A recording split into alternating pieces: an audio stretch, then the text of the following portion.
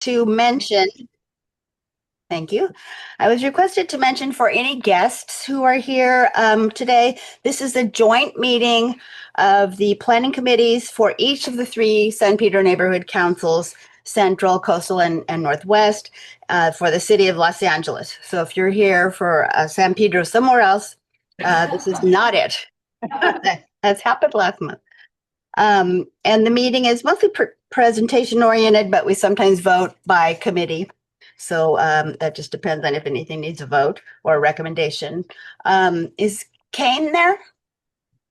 Is it? No, not here. Oh, okay. I don't know if Northwest is here, if they're here for an official meeting or just a participation. So Kane is raising his hand and Kane will promote you to panelist. Oh, yeah. Anybody on the committee, Jason or yeah. So Kane, are you having a meeting or are you guys just participating tonight? Kane, you're muted. Oh, there we go. Thank you. We are participating today. Okay, great. Well, glad you're here. So I also wanted to mention under agenda item 9, we are going to have an awesome presentation by Dave Ornstein on evergreen recycling. He mentioned it last month, and so he will do it at agenda item 9. So we look forward to that. And with that, should we go around the room and do introductions? At least you guys want to start?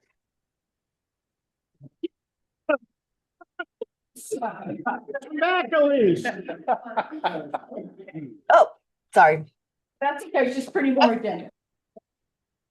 Okay, all right. Are we gonna go around the room, Robin? I'm sorry. Yes. Oh, it's in Coastal San Pedro Neighborhood Council. Frank Anderson, the Central San Pedro Neighborhood Council. Sam Rampy, Northwest.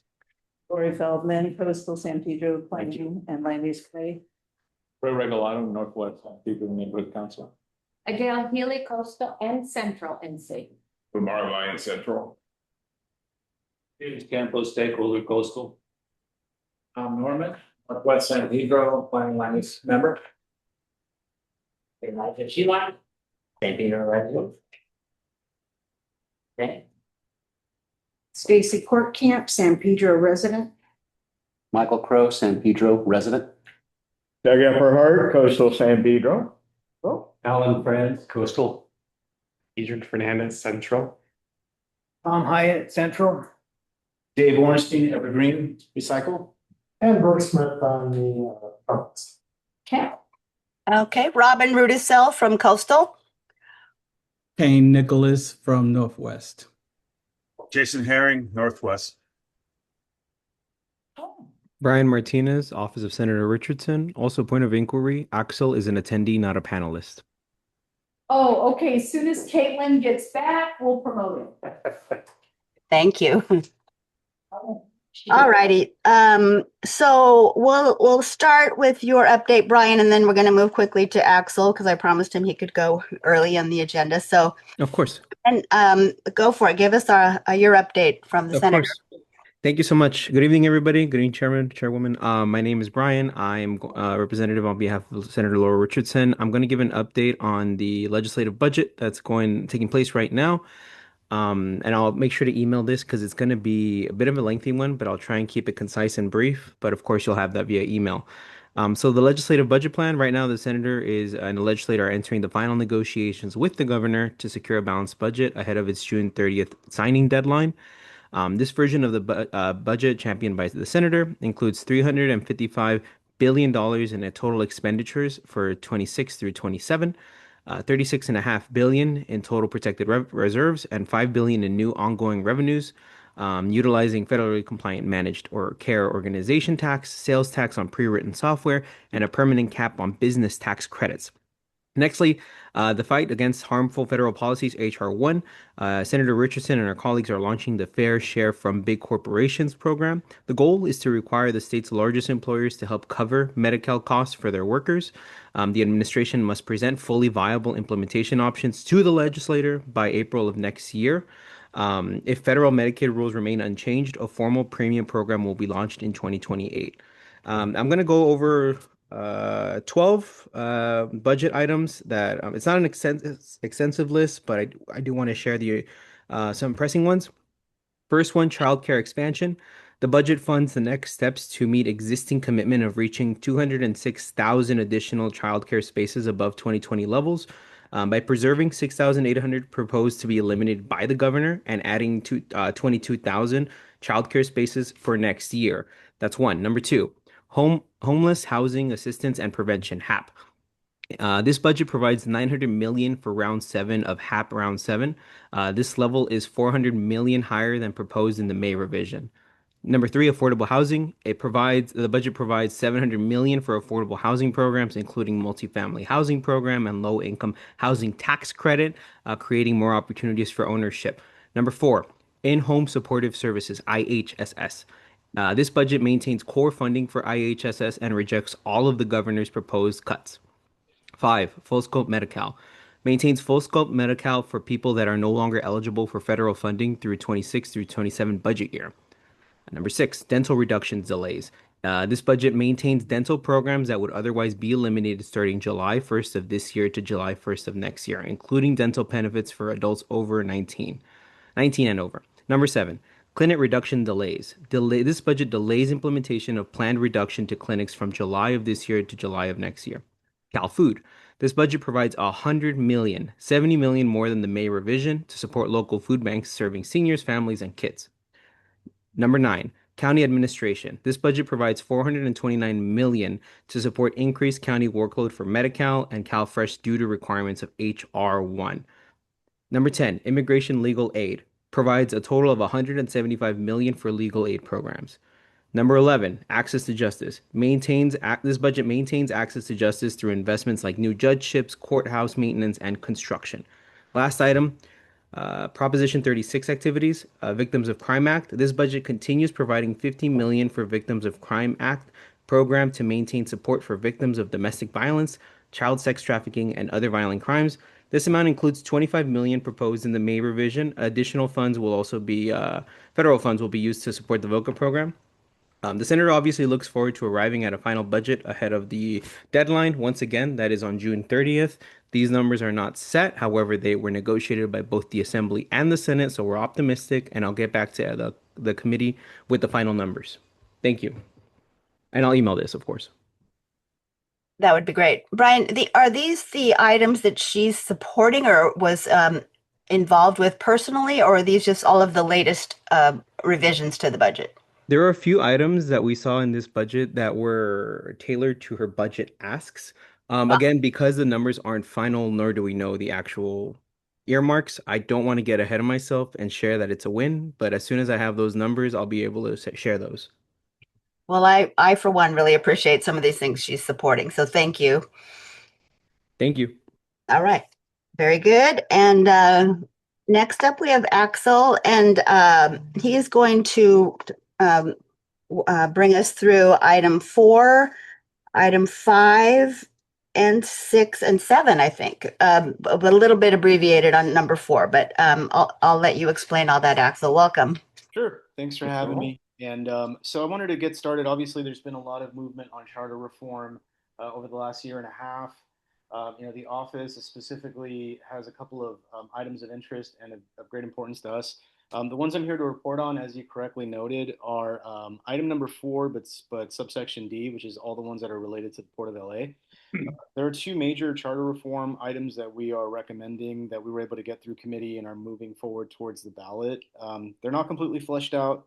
There may be a lot of changes that happen between now and then, but I can give you the intent of those. One of them is to amend the current leasing policy of the Port of Los Angeles, and this is specifically geared towards their industrial tenants for the most part.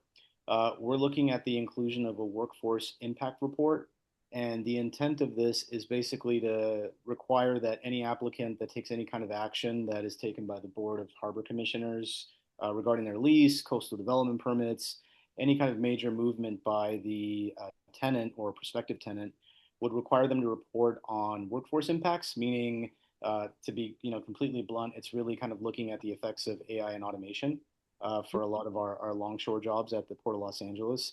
And so we want to know, obviously, the last issue that occurred a couple of years ago with APMT and Maersk left a sour taste with a lot of folks in longshore work.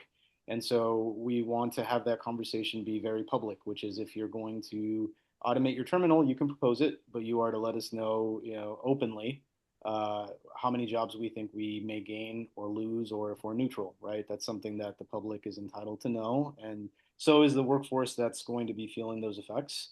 And then if the Board of Harbor Commissioners decides to vote one way or the other, then that's a political decision from them, right? But we want to make sure that it's enshrined in the charter that they are required to do so, that they're required to provide those numbers. And I'll give some space for questions because I'm sure there will be some. The other one is a little bit more community oriented, and it has to do with PAIP. So that's the Public Access Investment Plan that everyone here is very familiar with. We've gone through about 10 years worth of cycles for PAIP. They've become very valuable, basically, for these kind of larger infrastructure programs or projects along the Port of LA, along the waterfront.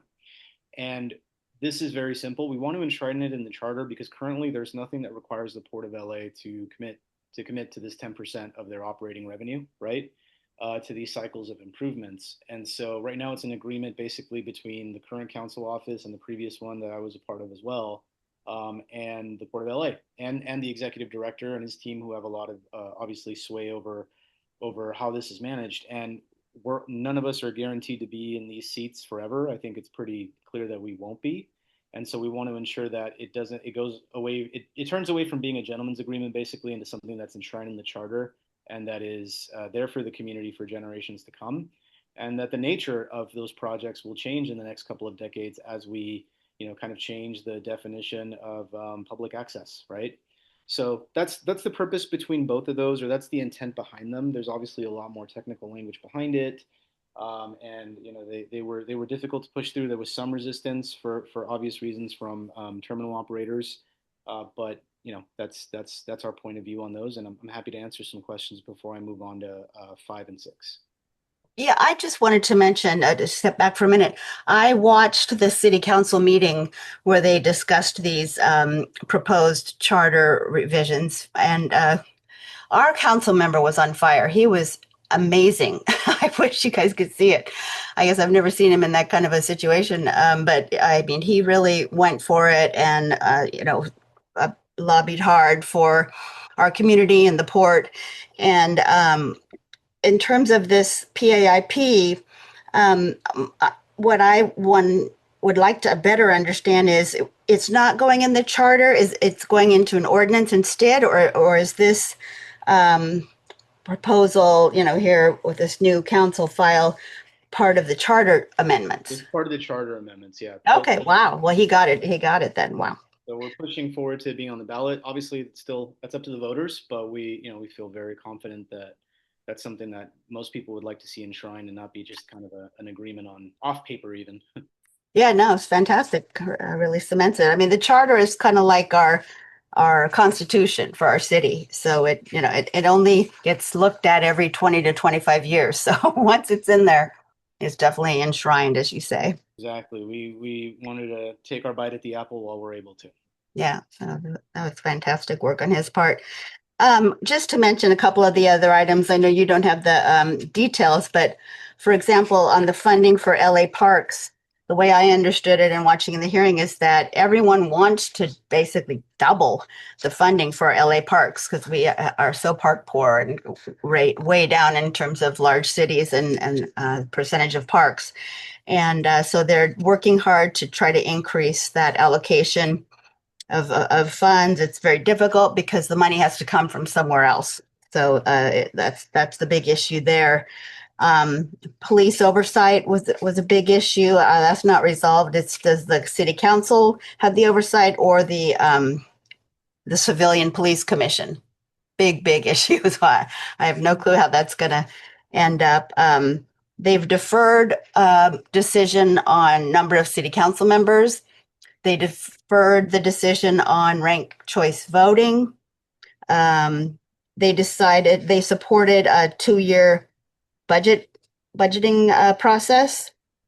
So it was like a 5 or 6 hour meeting. It was super interesting though. And now all of their decisions are in the hands of the city attorney, who's putting them in the form and bringing them back to them, I think, by the end of this month, Axel. I think it has to be finished by the end of this month. And then that'll be it. That's what will go to the voters in November, because the city charter has to be amended only by the voters. And the only thing that could change before that time is they could remove something. There's an opportunity, I think, sometime in August for them to remove something, but they can't add anything. So by the end of this month, we'll know what we're going to see on our ballots in November. Correct. Yeah. And we would encourage folks that if you're interested in either one of the items and you're supportive, to send in a letter. It helps us a lot. We had a lot of community partners that came out and spoke in support, but it's always nice to have the neighborhood councils in support as well. That's a great point. The council file number is right there on the agenda, 26-0489, and you can even click right there. And when you get into the council file, all you got to do is click on the red new button and file your comment. Tell them what you think. Excellent. So I know I have a short time. I have a couple of other things I got to get to today, but I wanted to get Yeah. to five and six. Please. So five, I think, is of great public interest as well. We introduced a motion based on PAIP projects, and it kind of speaks to the point that we have in our charter reform request. Is we want a timeline and a budget and basically an execution plan for the PAIP projects that are approved for this cycle and that are meant to be completed before the games. And so this is not meant to hammer the port in any way. It's really just kind of making sure we keep our eye on the ball. We have a tendency in the city, as you all very well know, to kind of wait till the last minute and remember we have Olympic Games and try to do all this stuff in a few months. We'd like to avoid that fire drill. So we're asking Port of LA for every bit of infrastructure that's related to the youth center, Cabrillo Beach Youth Center, as well as the entry gateway project. This is a PAIP cycle that has $5 million for the entryway from SR 47, from the bridge, basically, North Harbor Boulevard. So that includes medians, wayfinding signage, lighting. We want both of those projects to come back with a budget and a timeline ASAP, because those are going to be our entry points into the neighborhood for the Olympics. So that's the logic behind that motion. When do you expect that to go to final vote? It's probably going to be early August, based on kind of our last week of council before the break. But that it's got a pretty quick report back window, so we'll hear. And we've talked to POLA staff about this, and they're expecting to be get back to us even before a report back in that way is required. So it'll be something that we share with the community. But we've had a lot of inquiries, a lot of interest, so we want to make sure folks know when this is going to happen. Great. And then finally, so I don't have any info on 7. That's Pamela and Anissa in our office for the tobacco nicotine related products, the ICO. But for number 6, I do have one that's of interest for everyone here, I'm sure, because a lot of neighborhood councils took a position, and that's the John S. Gibson project. So wanted to let folks know that we 245'd it in council this week. We 245'd it to bounce it back to the board. But really, the intent behind that is to provide ourselves a cushion to talk to the community a little bit more. And by the community, I mean Wilmington, who's in heavy disagreement. Hopefully, Northwest San Pedro as well. I know we haven't had that conversation just yet, and I'm happy to have it with folks outside of this meeting. But give an opportunity to weigh in, see if there's any way to meet some middle ground. We wanted to give everyone an opportunity to take another month to discuss among the folks that are in disagreement, and see if we can come to one, right? And if we can, great. And we find a way to move forward with the project, since I know they've gotten a lot of support. And if there isn't, then there isn't. But we wanted to, not rush and give folks the opportunity to meet offline. So that's the intent behind that. You're going to hear a lot about it around town. The project's not dead. Just letting you know we took a breather. We're taking July to work it out if we can. Any questions on any of that? Please. So Axel, have you set a timeline on the Gibson discussion, because they have been presenting for 2 years? And so are you giving an additional 30 days then for them to have additional time to speak with other community groups? I'm just curious as what the end date is. Correct. Yeah. I mean, there's no set 30-day deadline. I'm trying to figure something out in the next 2 weeks, if possible. Okay. So that's what we're looking to do. So we won't wait till August to say yay or nay. We'll know before then. It's just council doesn't come back to August. Oh, got it. Okay, thank you. Yep. Yeah. Question. Yes. Axel, in regards to the fact Wilmington is taking such a strong position on John Gibson, how does that impact the decision-making interest of the council? I'm sorry, it sounded a little unclear to me, but you're saying that Wilmington had a pretty strong position in the negative, correct? That's correct. And then your last statement kind of cut off for me. It has to do with the position of the council. Yeah, so we were in opposition as of last year, right? Early last year, pretty strong opposition. But if there's a way for folks, because they've garnered, we want to be fair, right? They've garnered quite a bit of public support to their credit. And so if there's a way that they can discuss in a neutral discussion, meaning us in the room trying to help broker something with the neighborhoods that are still in opposition, then we'll try that. It's not a guarantee.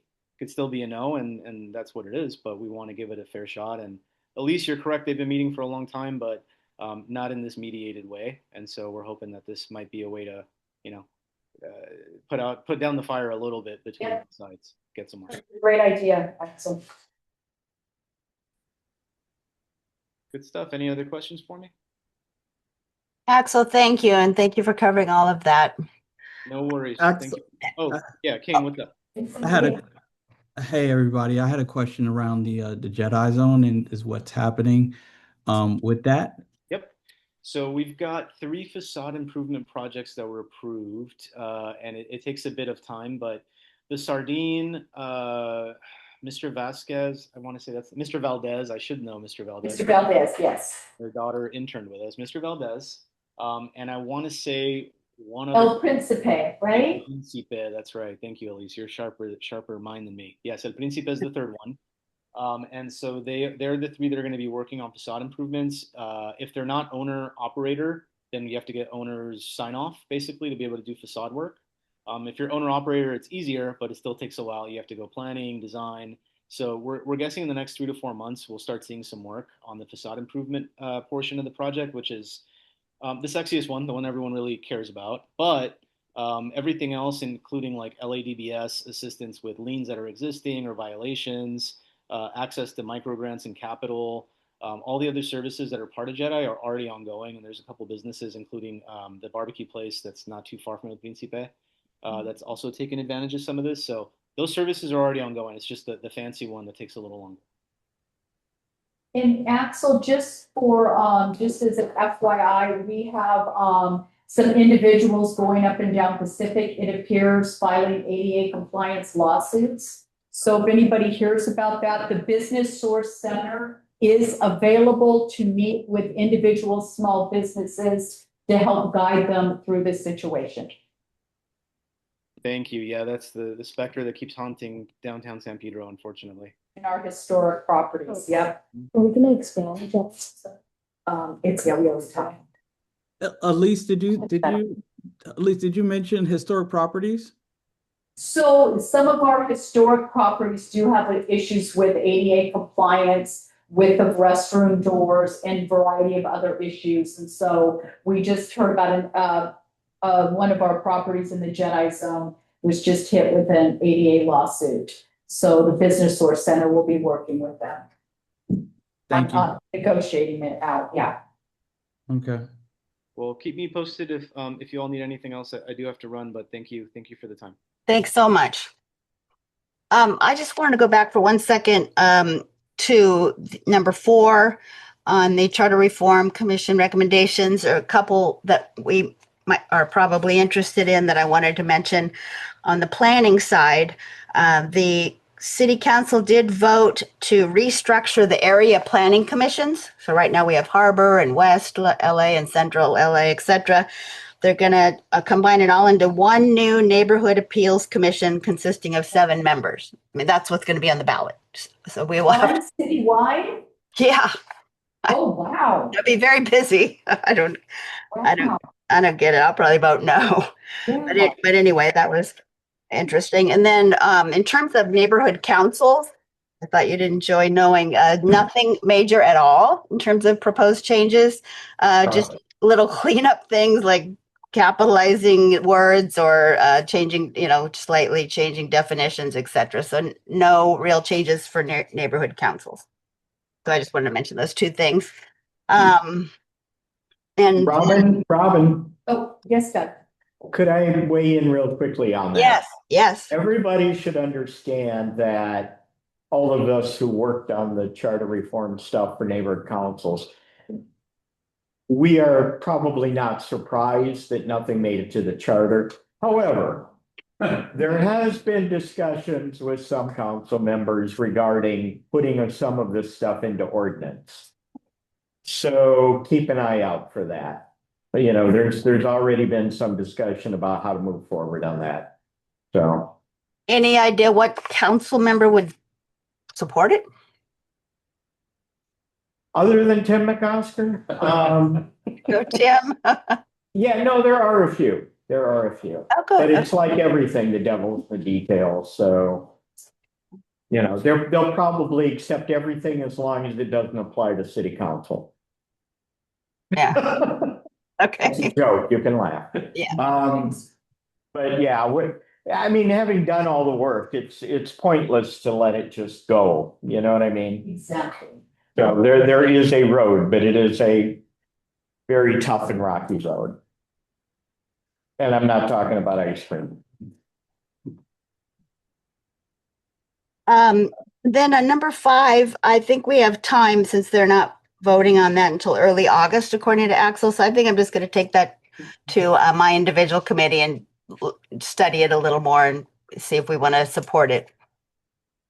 And if I may, can I encourage Northwest and Central to also look at and hopefully support the council members' motion to request that the port provides an implementation plan for the PAIP projects and report to the Olympics. I know on the Harbor Boulevard medians, we've been talking about them for months and we still don't have a conceptual plan. And so this really codifies, you know, a report and an implementation plan for the community so we make sure we're ready for the Olympics. So I just encourage everybody to agendize it and take it up. Okay, thank you. We will. Adrian has a hand up. Just a question. If some of those implementation plans, like has done previously, like transferring the medians from city to port or port property, has it been some of the, this is an example. They're still arguing, the departments are arguing. That's why this motion is so important. Councilman has asked the port to just do it and leave the city out of it. And then the PBID has offered to do the maintenance for the medians. So the maintenance piece is covered.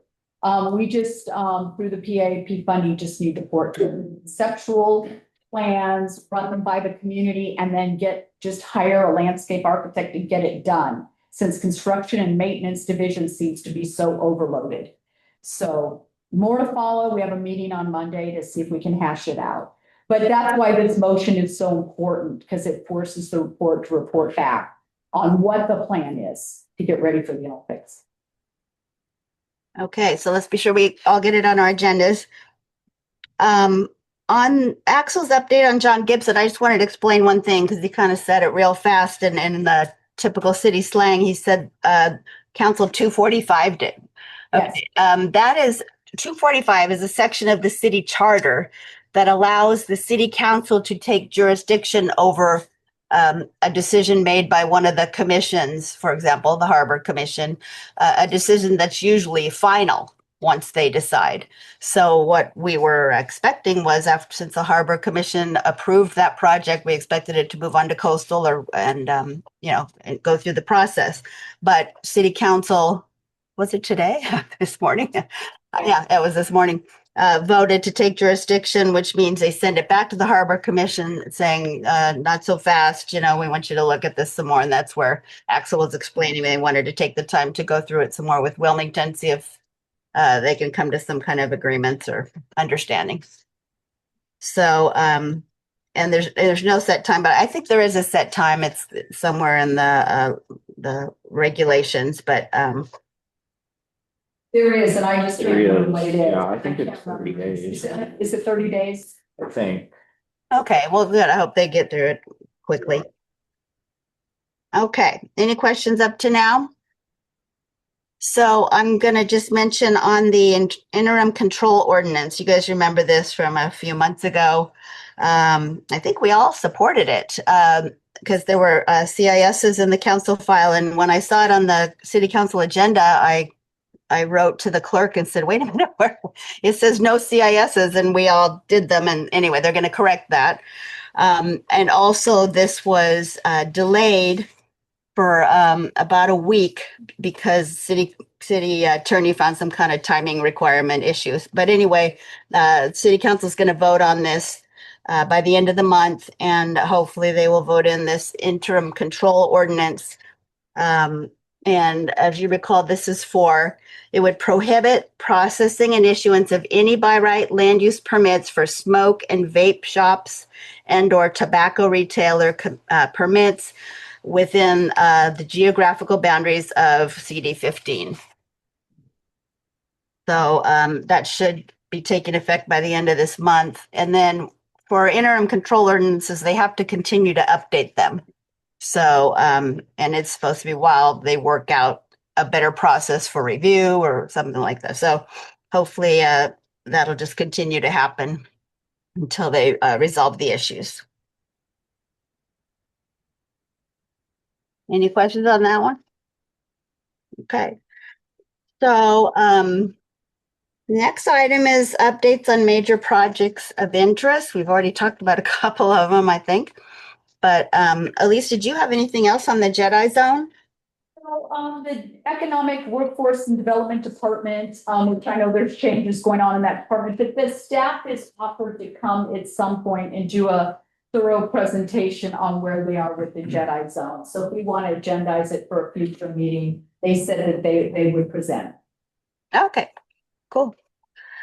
Old courthouse property. I don't have any update, but I do know, Elise, Mike, because you guys voted to oppose the school project, and I don't know what else might be new, but if anyone else has something new, please share.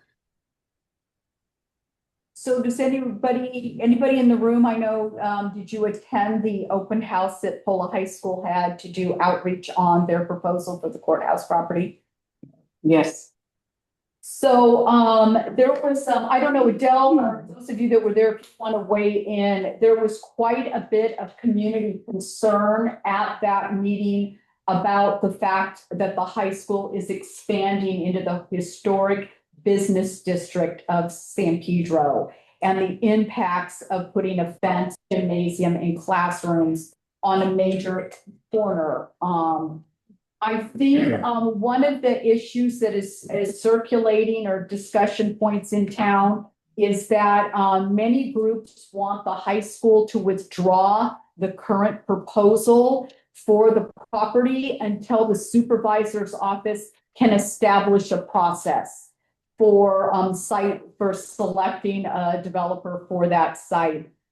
We understand that the site is under the Surplus Land Act, but that this process needs to be clearly defined to the community and how the developer will be selected versus sole sourcing the project and the site to the high school. Because when it was originally presented, it was presented as a done deal, that the high school was getting the property. Now there seems to be some loosening of that language that, well, it's just one proposal. Well, how do people or developers know that the site is available for consideration and that they should submit a proposal to the supervisor's office? So I think, so that is something that I know groups in town are starting to discuss is really what is the process and how to move forward, and that perhaps the high school had an understanding that they could submit without a process. So more to follow on that, but I just want to open it up to Adele or anybody else. Well, Ray was in the room that night, I know. Well, I think that more recently that I did see Janice post on, I think it was Instagram, that she's now considering the two proposals. The second one being the PBID's proposal for the hotel. And the well thought out, well, we know it takes forever to get a hotel or something built. So in the meantime, can we discuss some sort of an open area, park-like, where we could do special events, and that maybe farmers market expanded, et cetera, et cetera. And with my understanding that there are funds available or to apply for grants to do this interim, to make use of this property instead of it just sitting there growing more and more weeds. So I thought that was very positive that there are now 2 proposals. But again, if the developers don't know, although word, the developers, it's a fairly small group, and word does get out. But it's an official process. Exactly. And why are we not seeing that? Right. Right. And I know the PBID's proposal that they submitted to the supervisor was an interim use for public space for, like you said, Adele, park space, parking, movie nights, festivals, that kind of thing. So, but that is positive. Yeah, I thought so. Mhm. At least, Yes. if I could say that, I think the thing that screams out in this whole project is the fact that there has been extreme small amounts of community input on this. It just happened overnight, it appeared. And if anyone can take away anything for this, is that the need for more public education on the property, the availability of what it can and can't be done on it, and all this other, I think, is still something that should be promoted and advocated for, so that there's more public opportunity for input during this whole process. Because it seemed like the property, the school piece was something that just slipped by everyone without any knowledge. And when asked about that small little corner piece regarding the public part of the proposal, there seemed to be little planning on what that can actually be, or what it can turn out to, and what, how it's going to benefit community. And I think the other point that came out that was really great was that if they expand the school, there are businesses that serve alcohol, and there has to be a distance between the alcohol and the school property. How is it going to impact businesses on And new businesses, if new restaurants open. That's right. It will impact their ability. Yeah, so there's still a lot more conversation that needs to occur. Great point. The Central Neighborhood Council invited Tim Dickdan, the principal of Polis, to come and speak. And we were able to pin him down a little bit. Lamar definitely pinned him down, that no one can enter that, quote, public space, the amphitheater, without prior approval or permission from Polis School. So it's not serving the neighborhoods, locals who thought they could just be walking the dog around and enjoying a cup of coffee, sitting down. So I thought that was pretty important. And so that's why they came up with the new diagram, that beautiful double-sided, printy, glossy, where there was comment on, well, how much did that cost? That it will be completely fenced. And it has to protect the students. It will be fenced. So it will be a fenced institution. And there are other sites if they wish to go back and examine them. And there's a few new ones if they would like to take the time. But right now, they're laser focused on this site, and they won't put a pin in, as Elise implored them 3 times. And they failed to answer. There is a governmental agency that is probably going to step forward that does have land available to joint venture with Pola High School on another piece of property within proximity to the current school. So hopefully some conversations around that will occur and we'll know more. So hopefully. So update. All right. Yeah, that's great. I wasn't sure how to get recognized. Tom Norman, Northwest. Wanted to echo and really encourage, neighborhood councils. I'll bring it up at Northwest to try to speak in some statements on this too, because although we were heard and police and everybody was wonderful, there were only about 2 in support. I'm still not convinced, right? I feel like, if board related things happen, just try to push their way and hope that we forget, we enjoy the 4th of July and other things. So I would encourage folks to, to be vigilant discussing it, but try to make sure we're quite forceful. I think the council members, is in support of maybe we want even stronger voices in that, because it is a much bigger area. And as an educator, I know some people wonder where I would stand in this.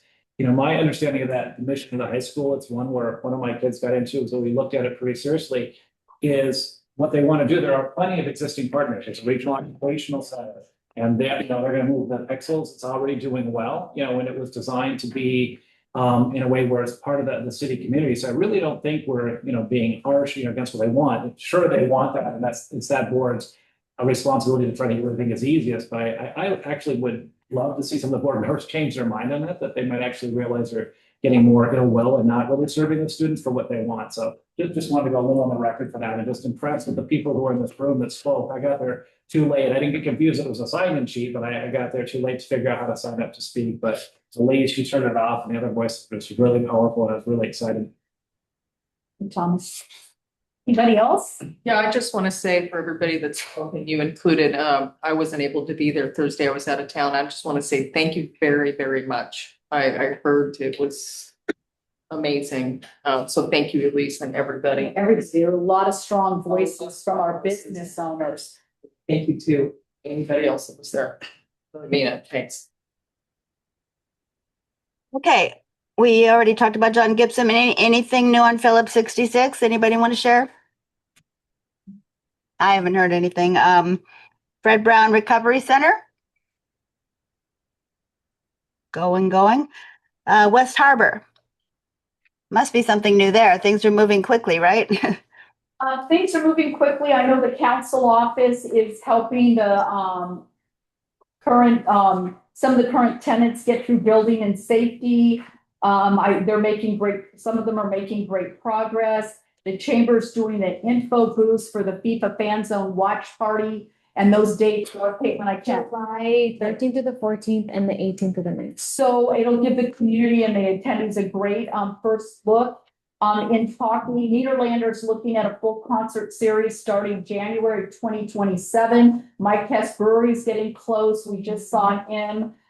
So it's looking, it's moving. The council office is really trying to push building and safety to help these tenants get open. Wow, that's a great update. Concerts January 2027. I know, but that's what they're hoping for. That's their target. Target. Yeah. Or the announced season and start in 2027. Anything else? Questions? Cruise terminal.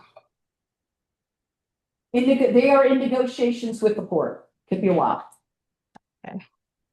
We already talked about PAIP, right? Mm-hmm. Okay, Cabrillo Youth Center. I don't want to dominate the meeting, but I think it might be great to have Pathway to Podiums do a presentation at a future committee meeting on what they're doing, how they're breeding, different Olympians that are coming into the community to start training. There's some concerns still from some of the community partners that are over there about their ability to maintain, like the canoe clubs, to maintain use of the property. So it might be great for a future agenda item. Okay. Lamar and Kane and I will make note of that. And then lastly, waterfront.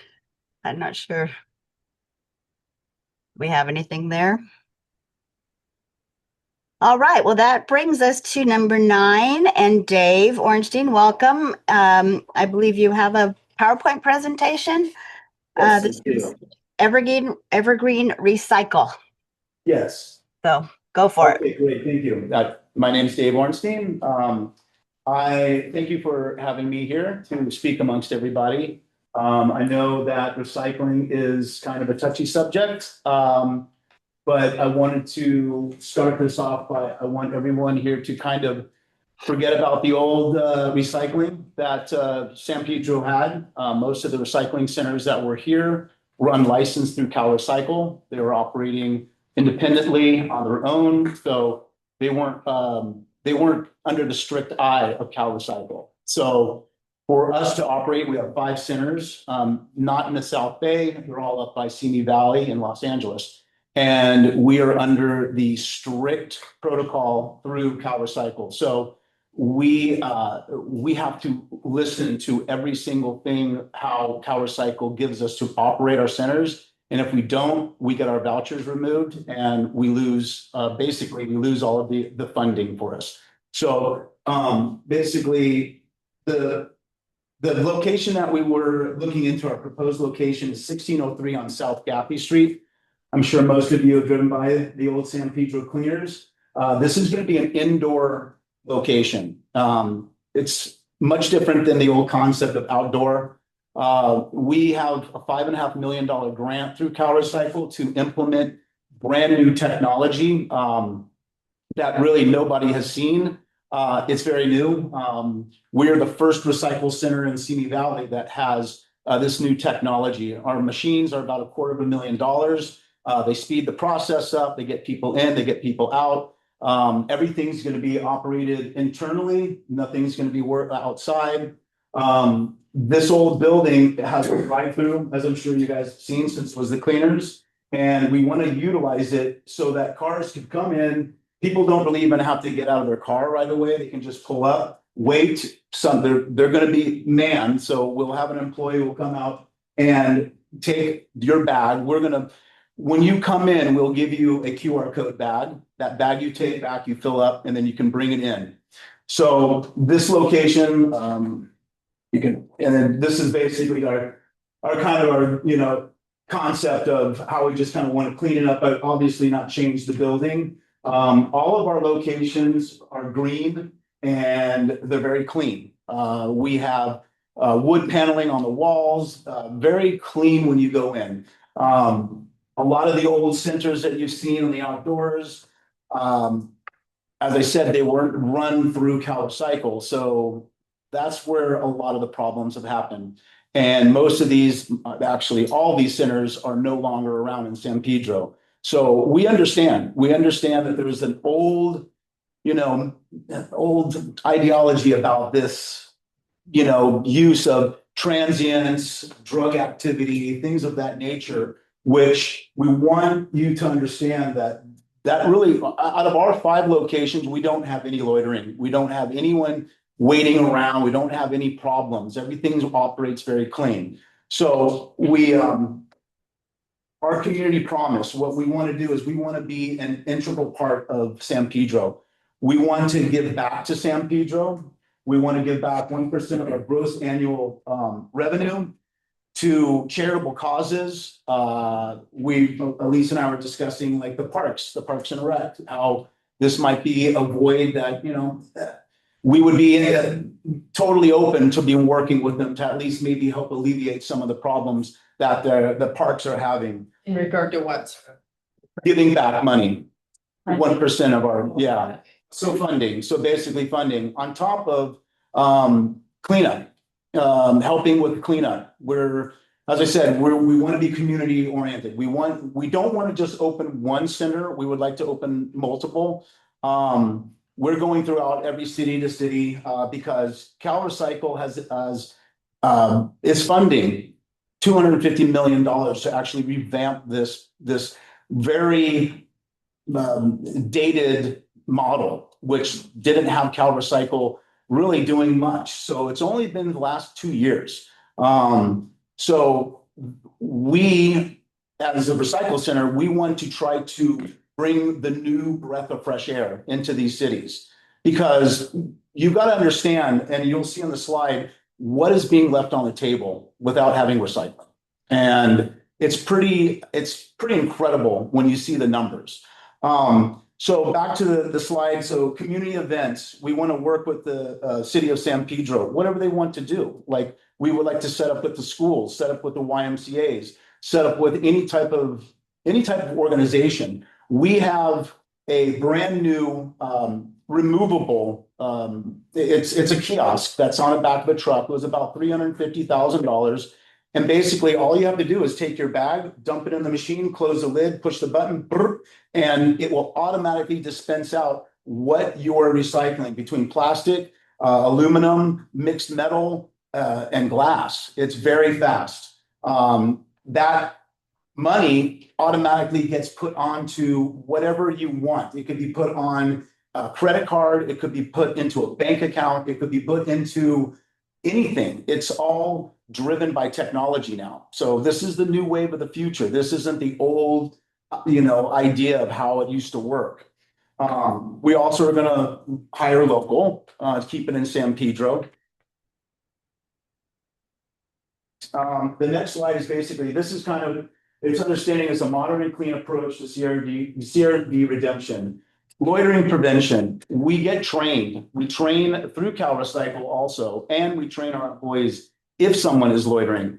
And fortunately, we don't have loitering. The landlord that owns this property did a surprise attack on us before she gave us the blessing to actually, she thinks this is a great model. She just showed up at one of our locations unannounced just to see, because that was her concern. Are they going to be loitering? Is there going to be this going on? She was impressed because our locations are clean and it's indoor. So she was all for it.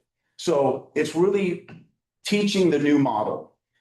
Our store is going to be surveillance. We're going to have security cameras, interior and exterior, at all given times. There will be staff on presence. So there's someone that will be there. Even if these machines can operate by themselves, we still will have an employee that will be there to make sure that there isn't any problems, to clean up after, and just mitigate any, whatever it is, whatever the problem could be, someone's going to be there. And they're trained, as I said, if something happens, they know who to call. We've never had to call the police in Simi Valley or in Los Angeles. So it's really one of those things where I don't think San Pedro is going to be that much different.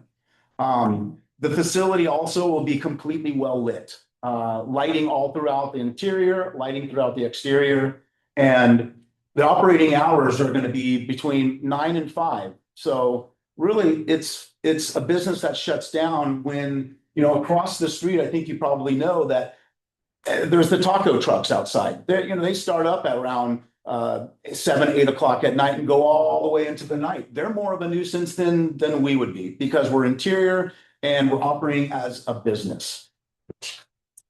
So why 1603 South Gaffey Street? Why is this such a good location? Well, first of all, it's on Gaffey Street. So it is in an area where residents will benefit because there is no recycling in San Pedro.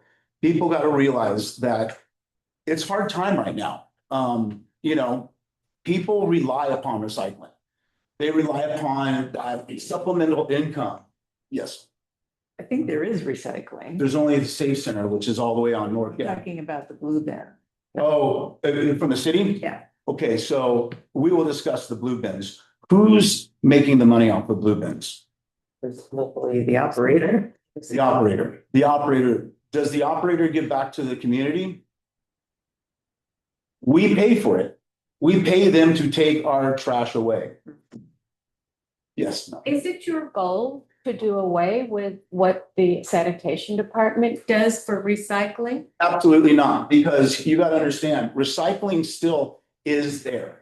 We still need to recycle cardboard. We still need to recycle PET plastics. There's certain things that are not what you're paying for when you buy a drink. When you buy a can, you're paying 5 to 10 cents on that can. Everyone is. Doesn't matter what it is. That's the CRV redemption that goes onto the can. That can now goes into the blue bin. That blue bin goes away, and then who gets the money? It doesn't get pushed back into the city. It doesn't get pushed back at all. The big waste management companies are making billions off of this. Well, it's a monopoly. It's a monopoly. Yes, you'll see on the you'll see on the next slide down that SB Bill 1013 is what was put into place.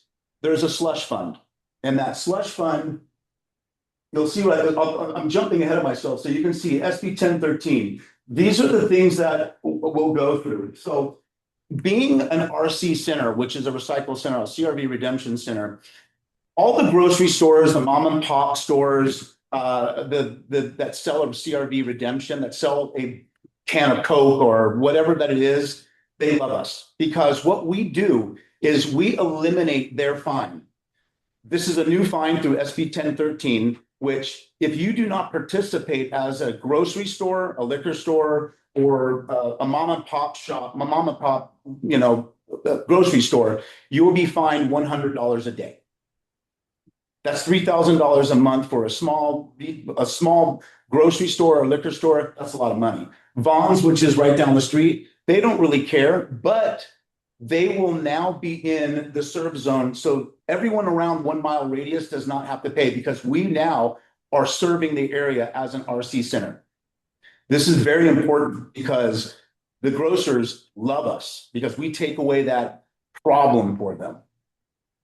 Question curiosity. Yes. Seems like this model is based on cars, correct? I mean, sorry. It's based on cars. You have a heavy population that are walking on bikes, and that is their means of income. So how do you address something like that? So here's the way we're working. We're a CRV redemption center. So we will operate per pound. So there's per pound weight. Really the safe center which is on North Gaffey. That's the big cars and trucks that show up with a lot of recycling. We are promoting, which is the CRV 50 count. 50 count on each item. So at the end of the day, we're small. It's a small operation. It's really more for your weekly pickup and drop off. So our people that come in, our customers that come in understand that if they come in once a day, they give us 50 cans of aluminum, 50 cans of 50 bottles, 50 wine boxes, which is the spirit. They can make around $26.25 off of the redemption value. That's the 5-10 cent value. When you go to the Safe Center, you're giving the pound weight. So the pound weight is like 1.1126 or whatever. So it's a different model. This is a small center. It's very small. If you go to Oregon, almost every center will have a small redemption center like this. It's for a small community. It's for people that say, I'm going to make back a little bit of money. My son is going to collect the cans and go in there once a week and make $8 or $10. So you can do this and that. It's not a means to go in and recycle massive amounts of recycling because really, as I said, that has to go to per pound. Anything over 50 counts per item will have to go to per pound weight. So really it's benefiting more just the smaller, kind of weekly type stuff. What would you expect the average car driving in versus you're going to have a lot of walk-ins? The walk-in, I mean, Cart walk-ins. there will be some, but really in the majority of it, in all of our centers, we don't have a lot of grocery shop. We have more people who just come in. Plus, the way we're pitching this is it's quick. They're coming in and coming out. Right. The problem with a lot of UC is people loitering behind because they're waiting in line for the count. They're waiting for each individual can to be counted, each individual bottle to be counted. These machines that we have are automated. So what is the average somebody with their family? Yeah. Coming in once every couple of weeks. How much are they really going to walk away with? Well, like I just said, if you come in with 50 of each item out of the 6 items. Bottles is a lot. No, but you don't have wine bottles. You don't. My mother's HOA who makes thousands of dollars off. It's 10 cents. It's 10 cents a wine bottle. So if you bring in 10 wine bottles, that's $100. If you bring in 24-ounce cans, you bring in 10 of those, that's $1. Say 4 big trash cans. The average is like around $5 to $8. $5 to $8. Okay. That's per week. Now, if you look at it and you say, we're going to maximize that, you can make $26.25 or $16.25, depending on the size of the of the can or Well, I think your walk-ins are pretty much going to be people with the cans, the wine bottles and the glass bottles. If it's too heavy if they're carrying it, and if they don't have the option of a shopping cart to push, it's a heavy burden walking from one point to the other. It can be a heavy burden. That's the reason why we're automated. And that's the reason why it's in and out. It's quick. These machines, as I said, you can open it up and you can drop all your items. It doesn't have to be sorted. The machine sorts it. And that's the problem where you see all these loitering in the bass because you come in with a bag and it has cans and bottles and everything else and possibly non-CRV redemption. They have to look at it and they go boom, boom, boom, boom. These machines, they're $250,000. They sort everything out quickly and they spit it out the back into sealed bags. And then we take it away every week. So it's not sitting around. It's gone. It's in and out and it's gone. Well, so what happens if someone shows up with a mixed bunch of stuff? That's what I was just Some of saying. which The are machine sealed. itself sorts it out. Then does the person have to take it back or what happens? No, that's what we're encouraging is for you to literally you can put everything into a bag. Then you take that bag and you dump that bag into this machine, close the lid, and the machine automatically sorts out everything quickly. I mean, if there are some non-CRV. Then it goes into another bag, which you need to take. Okay, so they do have to take. Yeah. You got to understand. Sorry. A couple of things, I have heard that the people that are hitting the blue cans, that they are taking business away from the city, and sometimes the city is figured to let the program go because it's just not cost effective for them.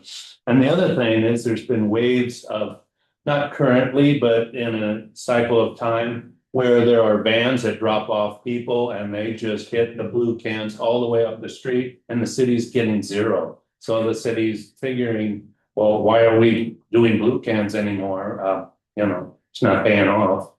So it's paying off. And let me tell you, they make billions of dollars. They're frustrated. They want to scare the cities to say, oh, this is what's going on. You got to understand.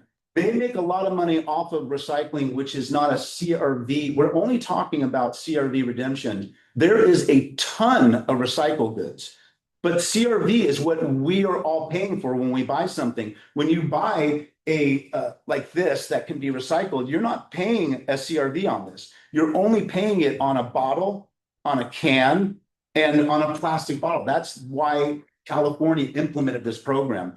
All of this other stuff goes into recycling through the city, and a lot of it gets sent to China or other countries and gets processed, and they make billions off of it. So saying they're going to quit the blue bin is ridiculous. Here's another thing. When people say, I have dumpster divers rummaging through my trash, well, wonder why.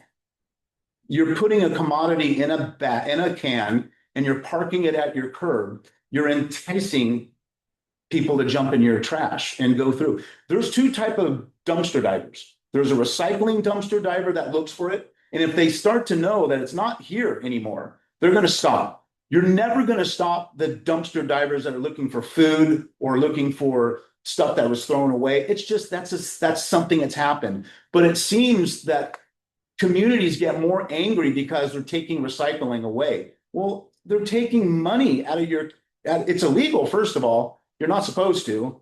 The cities don't really enforce it, but you're not supposed to. But we were told when it's on the street, it's not your property. Not necessarily. Your recyclables are technically it's a thing that goes in between. Well, the city, it's a lot of back and forth. Has there been fines put out there? I don't think so. Right. No.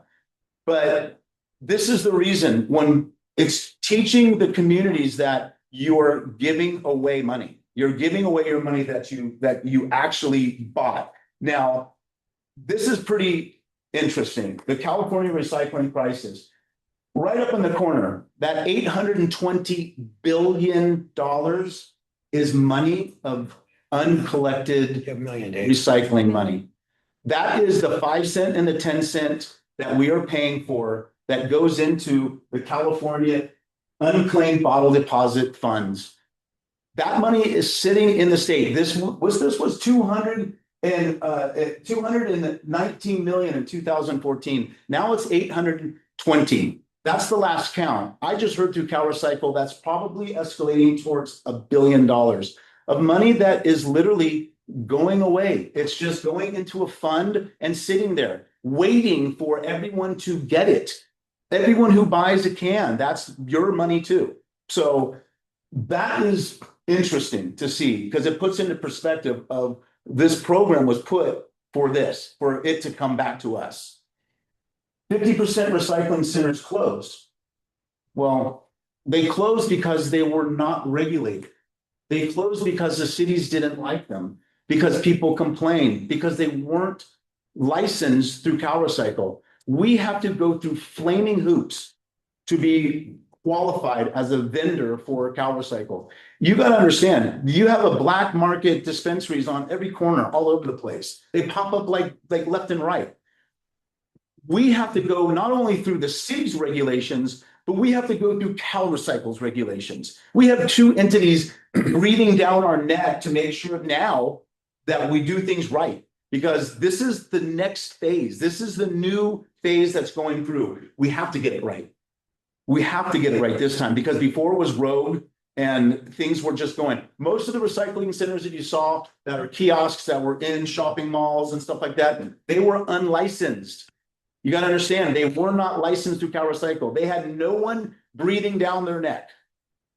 No one telling them, showing up unannounced saying, you're operating wrong. We got a complaint that came through. We have one complaint, we can lose our buyback. Our buyback and our grant money is what keeps us going. This isn't a $1 million industry for these places. These are more, we're putting our passion into it too, to try to spread the awareness.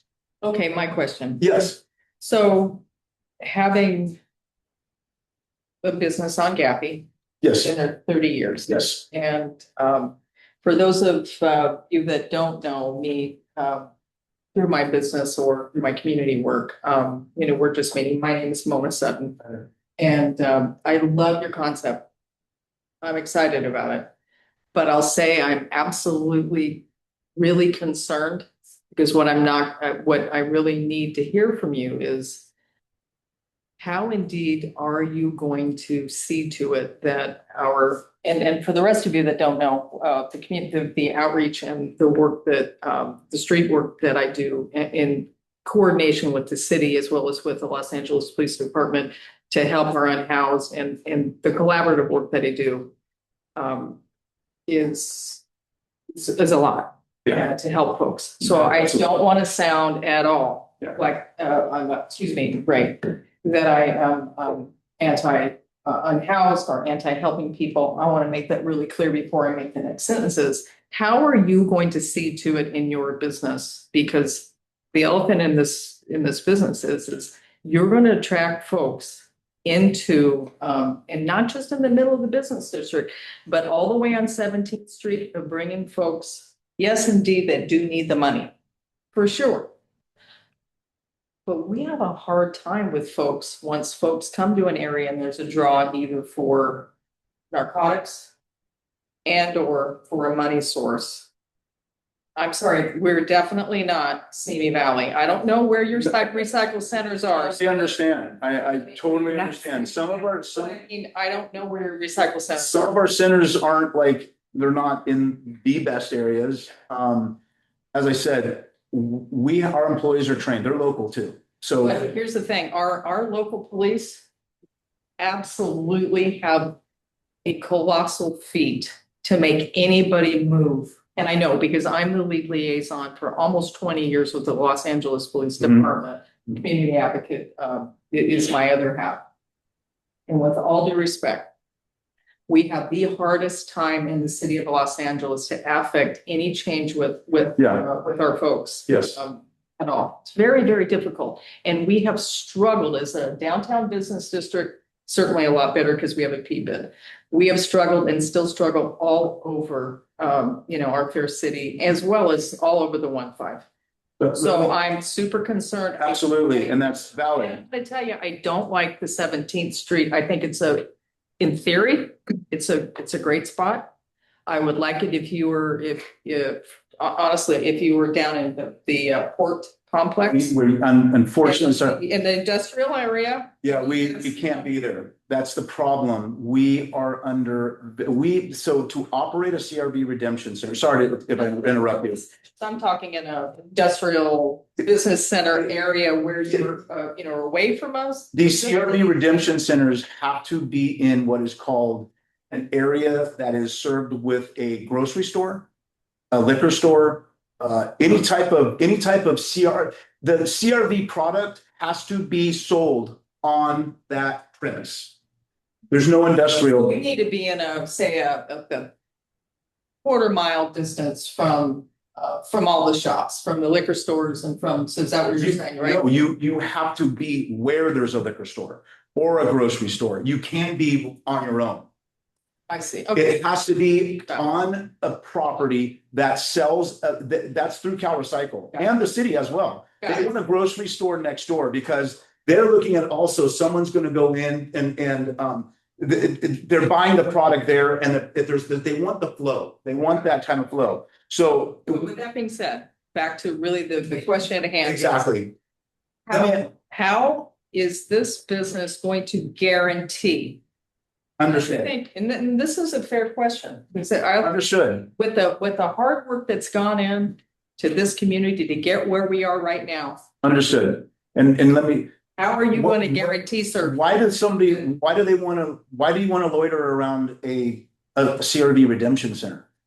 What good is it to loiter around a CRV redemption center? Like we don't have any loitering where we just don't. The only reason why you had loitering from the past was most of those illegal kiosks were running drugs out of them. I mean, it's known. It's known.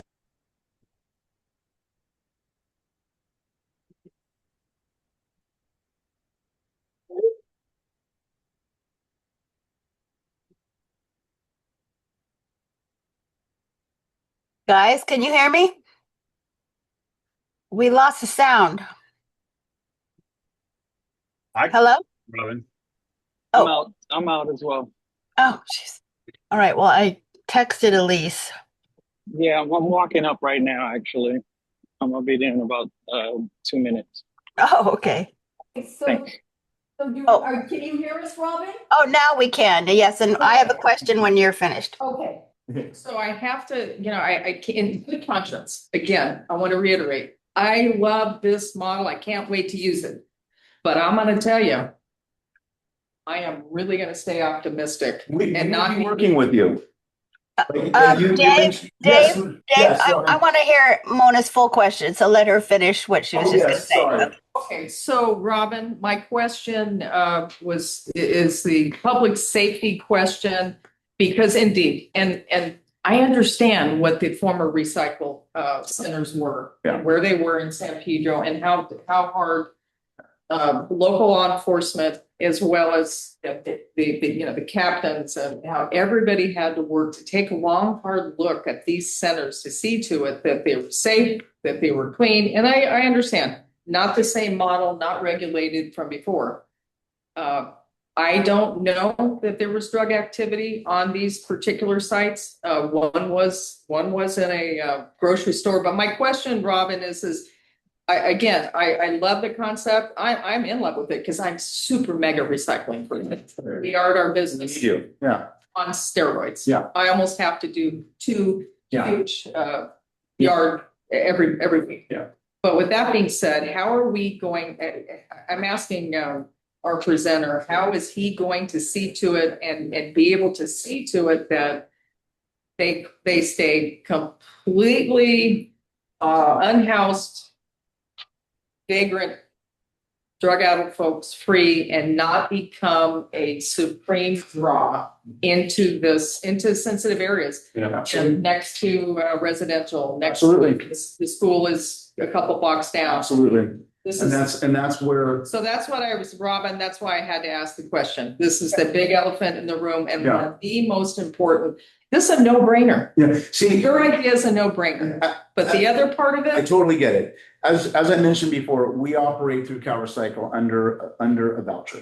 And our voucher, if our voucher gets pulled, all it takes is literally We operate so clean because if our voucher gets pulled, that means our buyback money, it's a big model how it works. Before there was no buyback money. So these RC centers operated only on recycling, and they would take your product, give the CRV redemption and go, and then they would go to a big recycle center and make money off pound.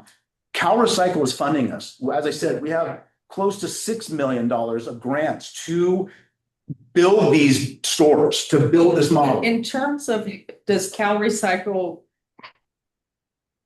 do they care about what happens? Absolutely, absolutely. You're talking about strict regulations. No, Cal Recycle, I'm giving everyone, because you call in Cal Recycle and say, there's an RC center that's operating out of compliance, there's this activity going on, they will have it audited, and we most likely would lose our voucher license and we will lose our business. So we don't want to do that because we are relying upon Cal Recycle. We're a partner with Cal Recycle. So all of this community awareness and community advocacy that we're doing, we want to do that with you. We want to do it with, that's why we want to give back. We're not taking and not giving. We understand that this is a sensitive subject. This is a mandated California subject. We're not talking about something, this is California. Is California, but I hate to interrupt you, but are they mandating to see to it that 100%, absolutely 100%.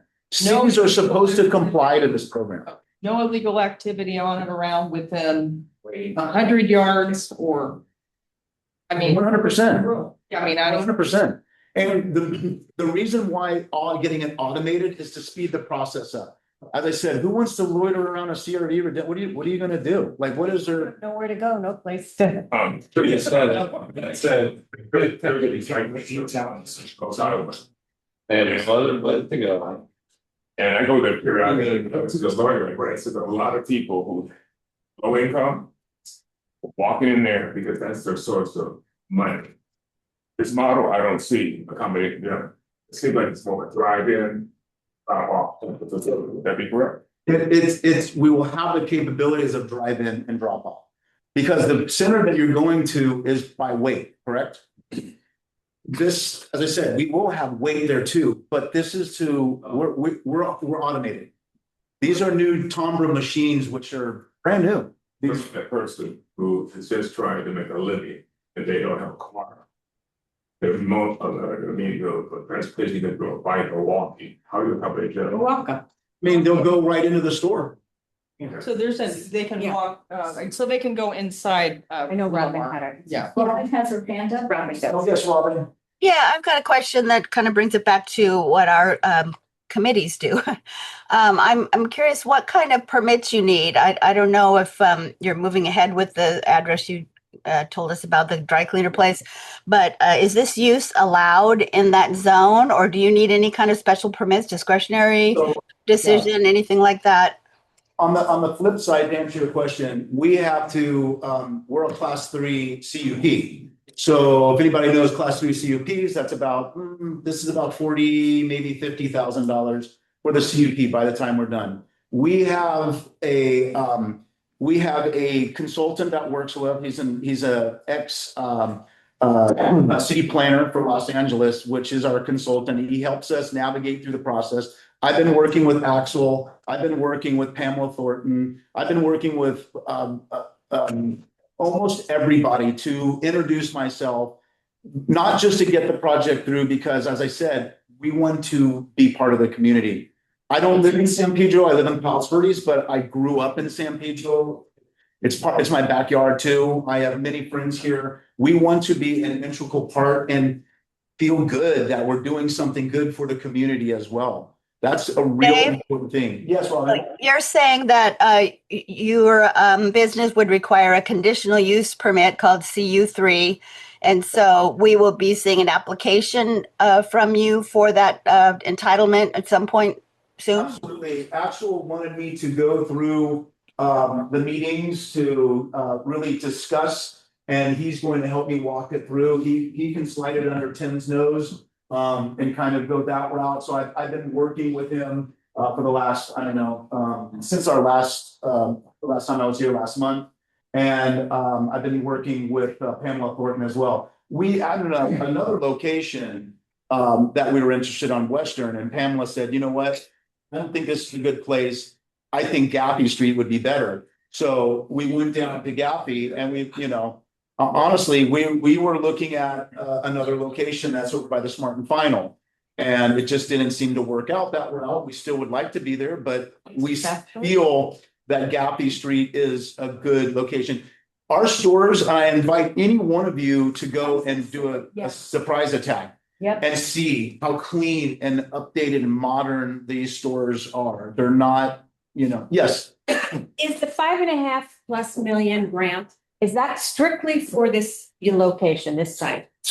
This location, we're applying a grant for $2 million for the machinery. For the machine? Are you leasing the property or? We're leasing the property. And yeah, we would be leasing them. You're leasing? Yeah. And you are a for-profit company? We're for profit, yes. Yes, we're a for-profit A company. little bit of a vibe of a nonprofit. We do have a little bit, we want to give back. So, you've got to understand, people think that there's a lot of process into this to make, it's not just one store. One store, what are you going to do? We need many of them. That's why Cal Recycle has seen us and saw what we're doing on such a good model. That's why we're the first RC center down here in Sacramento. It's a different world. They're moving very quick up there because they're close to the vest. But down here, we're the first ones to get granted this new technology. Are you going to put a shop up in PV? We would love to. Yeah, we would like to. We have a mobile kiosk that we have. It's about 300 grand, and it has all the automation on a dolly. And it can be mobile. It can go to schools. We want to do fundraisers with the schools. We want to do it with churches. We'll be able to move it wherever. And we want to work with the city so that the city could have these type of events. It could be anywhere. It could be even down when Fleet Week. It could have been out there. Yeah, it could have easily been. They're beautiful. They're very modern. They're brand new. The company that builds it is it's all brand new. This is all new. But if you go to Oregon, you'll see that machinery, because in Oregon, it's 10 cents. Here it's 5. So Oregon, it doesn't take much for you to make $1. And, so that's where we. I just want to, sorry to interrupt, but I just want to say we should probably wrap this up. It sounds like you're going to be back again when you do file your permit application, and I'm sure we'll talk some more and have more questions, but this has been very, very informative. I love the idea of the sneak attack. I think we should get some addresses, and I think people should go. Absolutely. This is the location. Absolutely. Yep. Yeah. So Exactly. one last question. Yes. So why did Pam Thornton not think that Western was a good idea? Because the location on Western, if you know where the Smart and Final is, we have 2 models. We have Smart and Final. Yeah, the where the old Bank of America building is? Yes. I'm a commercial real estate broker, so I have access to where buildings are and stuff like that. So, that location wasn't going to be indoor. That location was going to be a kiosk on the brand new. It's $1 million pod that sits there with all the machinery. And she just said, I don't think this one's going to work here. We want indoor. And we said, great. We actually want to do indoor as well. That makes sense. Just one quick question. What is your biggest obstacle wanting to open in that location? Basically getting the approvals from the community. The city. What is it that you see that they would object to? I'm curious. The old model of recycling that it brings in a CD element, which really honestly, maybe because that's the only thing you have to know is the old model. And the new model is totally different. It's more of a streamlined business that operates under strict, licensing, which we can't lose. Have you thought of going to the nearby residents and really getting their perspective and engaging them? Through the CUP, we can't necessarily, through the CUP process, we have to pay for an audit system that will send out 500 letters that goes throughout. It's, it's like $8,000 to do this. It is very expensive to do this. It's like opening up a dispensary. You can do it easy, boom, done. It's like doing this. We're where we have all the the hurdles that The we have neighbors to. will get a letter. Yeah, the neighbors will get a letter for sure. And my job is to get as many people on board and understand, and we're transparent, completely open. Anyone who wants to call me, this right here, the presentation, please, if you can, give it out, and there's a lot more information in here, that really, Move forward. that highlights this.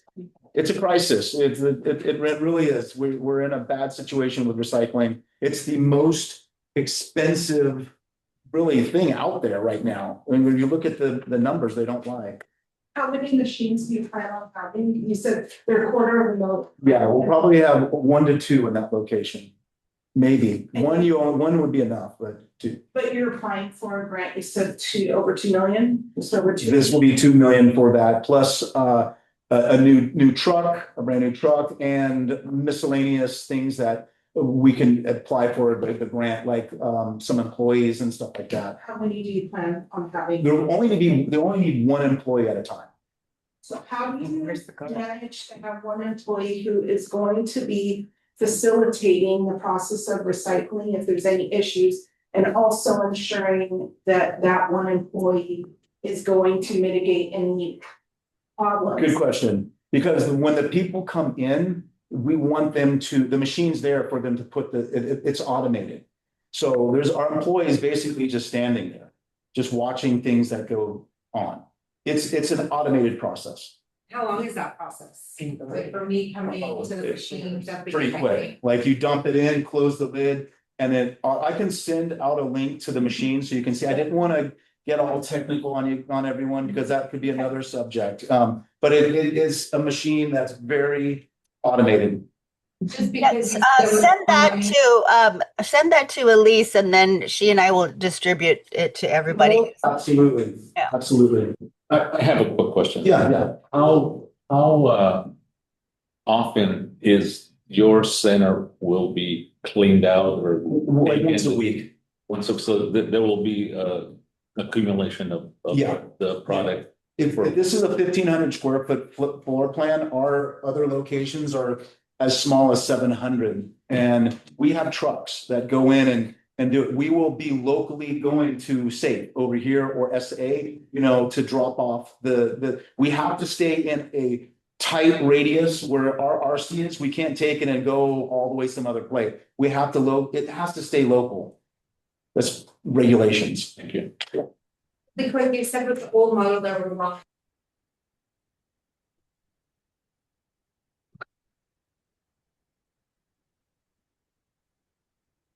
We lost you guys again. Hello. Like almost think about a dishwasher. You open it up, close the lid, and it sorts it, spits it out, and it's all automated. But it's just 1 person at a time you can use this one. Just one at a time, yeah. Okay, guys, we need to move on. Let's let him. And I'll get addresses so people can go visit locations. Absolutely, that'd be wonderful. Yes. I really thank you for the time. I appreciate it. Thank you. Yeah, that was great. Thank you. We'll see you again. Well, thank you, Robin. All righty. We have a few more items. So, Elise, do you have anything else on item 9? Anything from the chamber? Nope, just Cars and Stripes this Friday, come out and buy a beer and support the chamber. That's it. If that beer is in a can, where do I recycle? Oh, okay, all right, just checking. Good question. All right. Recycle the cup though, right? Thinking dubs. Yeah. How about Central? Do you guys have anything to share? Actually, we have ongoing projects that seem to not have a beginning or end. One has to do with John Gibson. We have on the council somewhat of a split in regards to supporting that project because of the position that Wilmington is taking. As raised in Phillips 66, the Central is pretty much 50% new council members, so I'm about to bring them back to the council because we have so many new members. As raised in Fred Brown, clearly we have a a relationship with them because of their location of, I think it's 6 and Gaffey. Yeah. Our goal is to work very closely with them in regards to their ongoing concerns and issues. That's it. All right, thank you. Northwest, you're welcome to give an update.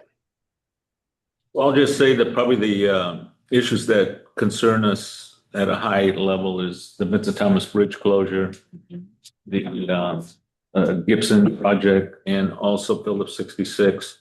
And one of the items that that kind of ties it all together in some of our minds is the fact that a lot of these closures, a lot of these construction jobs, a lot of the byproduct of these projects is traffic. And so how are we going to mitigate traffic problems in the future? We have not talked about that. We've talked about the project themselves, but we have not talked about what's going to happen with traffic. Because traffic is horrible right now with all of them as they are, especially in and around Gaffey Channel and that whole corridor. I'm really fearful as to what that thing's going to look like in the future. Yeah. Should we invite them back here to this meeting and talk some more about it? It's a great idea. Invite who though? Well, it's a combination of all these things going together. And so each individual project only deals with their aspect of it, but we're all impacted by all of these projects all happening simultaneously. And no one is addressing that. Cumulative impact. Exactly. Honestly, I think it's something that we should maybe be talking to LAPD about, because they're going to be the ones that's going to be enforcing what's going on the streets as far as traffic is concerned. Is there a plan moving forward? Maybe CD15 should be part of that conversation. You know, how is it going to impact local businesses in and around some of these centers? So there's a lot of different pieces that need to be kind of looked at and planned for in the future when these projects get underway and when they open and going. So yeah, there's a lot to think about, you know, with these things. Next time we have the council office here, we should ask for their help scouting that out. Is Adele still there? Yes. Oh, I was hoping you'd share the motion you guys were supporting of Tim's yesterday at the City Council Planning, Land Use and Management Committee meeting. It was quite impressive. Do you mind not putting you on the spot? Yeah. Why aren't you? Because you have so much more knowledge of the technology, the technicalities of the whole thing. Well, no, this was the toxic site. You guys. Yes. Yes. The LPG tanks, the butane, 25 million gallons of butane or of possibly explosive material that the fire department has finally been able to put a little teeth into this fight to get rid of these tanks. And if these tanks aren't gone, in escrow, they're going to be gone. They're part of the. Well, the fire department has issued.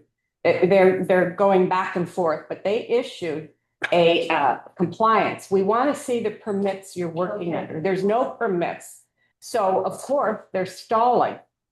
So it looks like that's what's going to get it together. So Tim McCoster, he put it on the consent calendar because he had the consent already of the planning land use committee. So we spoke before the committee of, I think, 5 or 6 committee members.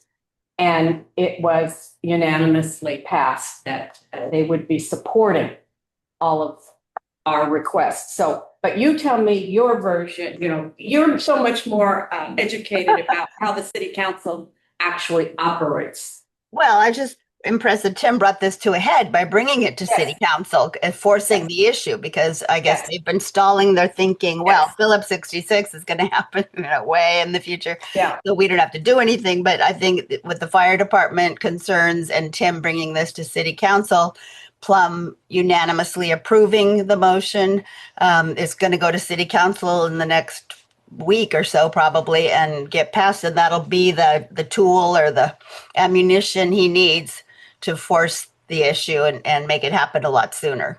Right, and there was a very organized protest, who some members spoke from the Del Amo area, that the Johnson Chemical facility is also very, very toxic and dangerous. So that ours and theirs were incorporated into the motion. So this would close there because they are in escrow. They're looking at closing down the next 2 years or selling to Phillips. So this would close them sooner than 24 months. Well, sadly, because okay, I didn't see if there was introduced similar proposals 4 times. This was the 4th time. So finally, Eureka, it passed. So I just didn't know if there was any change to their current escrow with Phillips 66 and the sale. So I was just curious. I don't know. Okay. But yeah, it's. Robin? Yeah.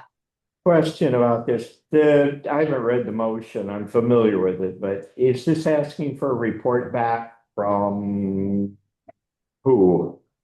Let's see, I'm looking, it's number 8, right, Adele? Yes, 8.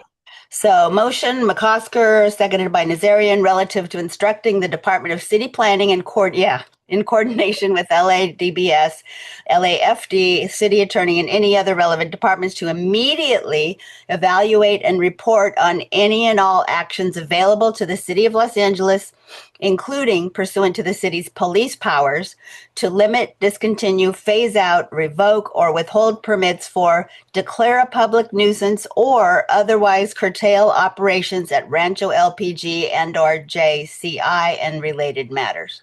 That's pretty strong.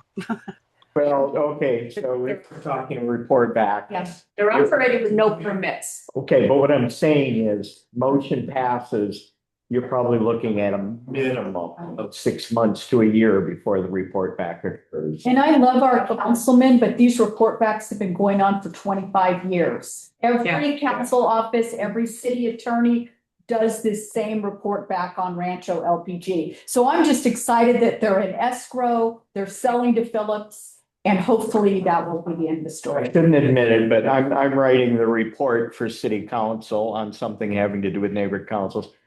I'm about 18 months in, and they may get their report back from me. I'm shooting for under 2 years. Oh, wow. Yeah. Why So did that's it how take it so works. long? Why are you taking I'm so long? not going to point the finger at the particular bureaucrats who are not cooperating by providing the data I need, but I'm not quite at the Public Records Act request level, but give me another month. You know, I think that all of the very recent explosions and fires and the city hall was really the Boyle Heights fire. Yeah. With all the toxic fumes and the smoke, and although the fire department apparently and Mayor Bass said it wasn't dangerous to the inhabitants of the community. I mean, when you looked at it, I said, what is going on? And it really was worrisome, shall I say, worrisome. So I think that all of these explosions is adding to the fuel of that Tim and his. I'd like to say that Yeah. Northwest San Pedro Neighborhood Council has tried Yes, you have. for an extremely long time to shut that place down. And I'll tell you that I was called up before the city planning and I believe the city attorney, and asked to stop because we had no Rancho LPG complained to the city, and the city told us to knock it off. That's what it was. We tried, and they just shut us down. The city shut us down. We've had town halls with scientists here talking about the chemicals. I mean, this has been a 25-year journey And you have Ray, Northwest has done yeoman's work on this. Anybody taking bets on whether West Harbor opens before Rancho LPG closes? Terrible. Saying. Well, anyway, our council member's going for it once again. Again, yes. Any other updates from committee members? And how about public comment on non-agenda items?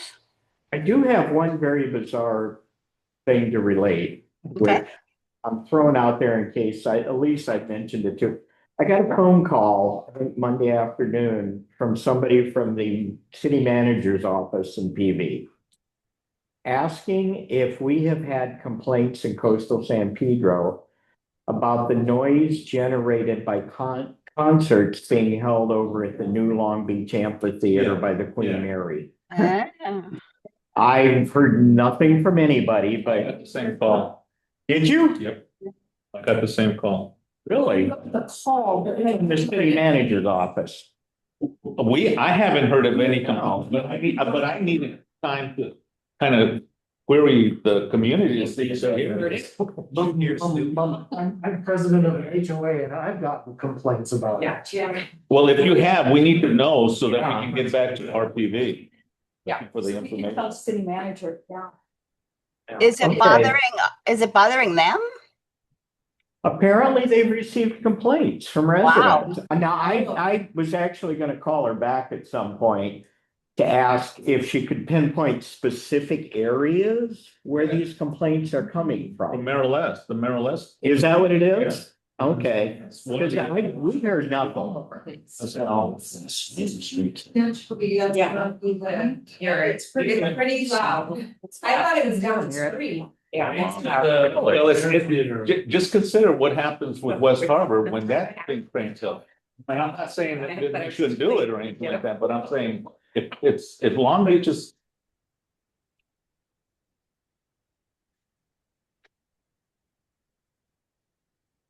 We lost you guys. Hello?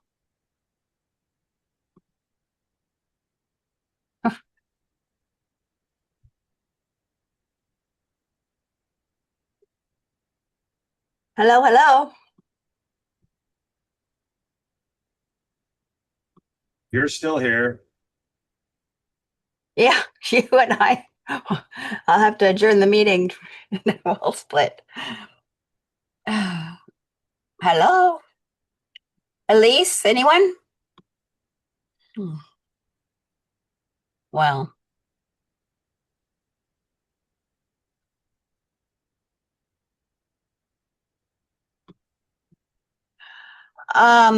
Jen, I'm gonna call on you just in case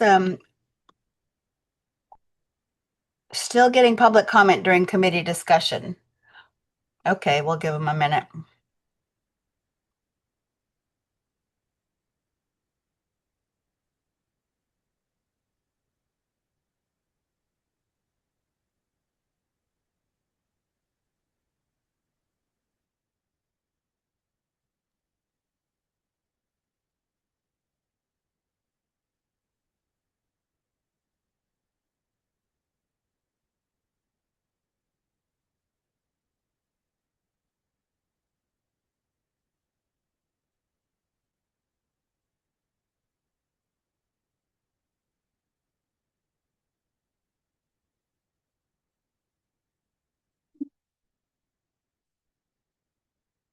That's too late. Just that one, but also the one that's. How about now? Can you hear us now? Yeah, we're back. And I have Jen, I have Jen on Zoom who has a public comment. Can somebody call on her? Can somebody unmute her? Can somebody unmute Jen? I'm trying, we're gonna try. Okay. She has a general public comment. Okay, attendees, okay, where is Jen? Oh, there we go. Okay, Jen, go for it. Hi, can you hear me? Yes. We can. Okay. Hi, good evening. My name is Jennifer Lupo, and I'm a parent to 2 LAUSD elementary students, as well as a school-based psychiatric social worker at LAUSD. I'm strongly opposed to Polos utilizing the former courthouse land to expand their campus. Charter schools take public funds, but do not serve all students, especially students with special education needs and students who may have more behavioral challenges. Charter schools have a tactic of holding on to students until Norm Day, the day where the state sends money to schools based on the number of students at that time in September. And that is the budget for the whole year. Once Norm Day has passed, charter schools have many times pushed out their students who have more academic or social emotional needs. 2 years ago, my daughter's elementary school faced the challenge of being 5 students away from meeting Norm Day numbers in order to keep all of their teachers. If we did not meet Norm Day numbers, our school was at risk of losing one of the 3 fifth grade teachers. The impact of this cannot be understated. It would have meant combining 2 grades into 1 classroom, as well as the disruption of what we do the following school year when we hopefully had enough 4th grade students to fill 3 fifth grade classes, but now only have 2. Thankfully, we were able to enroll more students, but I know there are schools who have lost teachers due to low enrollment. Charter schools negatively impact enrollment numbers to public schools that serve everyone, despite their academic, medical, or behavioral needs. For these reasons, I respectfully ask the Northwest, Central, and Coastal San Pedro neighborhood councils to oppose Polos expansion in the former courthouse space. Thank you very much. Thank you. Thank you, Jen. Glad we caught you. Yep. All right. Any other, do I see a raised hand? Any other general public comments on non-agenda items? Yes, I see somebody on the left there. Yes, go ahead. Good evening, everyone. My name is Brian Tobega. I'm a lifelong resident of the 1-5, while I live in the Harbor Gateway South area. Child Hearts, I'll be teaching Arbonne this upcoming school year. I'm a member of UTLA. And I wanted to just read this letter that our union's president sent to Supervisor Hahn and the County Board of Supervisors. And overall, like, my question is, if either the chamber has already made a position or will make a position regarding Polos. So I'm going to read excerpts just for the sake of time. So this is the supervisor and the rest of the board. United Teachers Los Angeles strongly opposes the proposed expansion of Port of Los Angeles High School in downtown San Pedro. As educators, parents, and union members, we believe public resources should strengthen public schools, not expand a non-union charter school governed by a private board. The proposed project would place a large fence-closed campus charter school in the heart of downtown San Pedro at a time when residents are working to create a vibrant, walkable, and welcoming community. Downtown should be a place for public gathering, local businesses, housing, and community life, not a gated facility that removes valuable land from public use. Many San Pedro residents feel this project is being pushed forward without meaningful input. Decisions that will reshape downtown for decades should not be made behind closed doors or without the support of the people who live and work here. UTLA urges you to oppose the Polos expansion and stand with educators, families, workers, small business owners, and community members who want a downtown that serves everyone, not a privately governed charter school. We believe public land and public resources should be used for public benefits. This project fails that test. We ask you to use your power to unify our community, not divide us. Thank you. So I just wanted to read that and ask, is there, this is my first time going to the Chamber of Commerce meeting. So you're actually at a joint land use meeting with the 3 neighborhood councils. You're in a great spot. You're in a great, but in the chamber building. So it does get confusing, but you're also I think most all neighborhood councils, have you taken it up, Ray? I know Coastal, we did, Central did, but we appreciate the comments. You're in the right spot. Like one remaining neighborhood council that hasn't been I think it's Ray Regalado, Northwest Neighborhood Council. All right. Well, is that the last? Is there another one at the end of the table? Okay.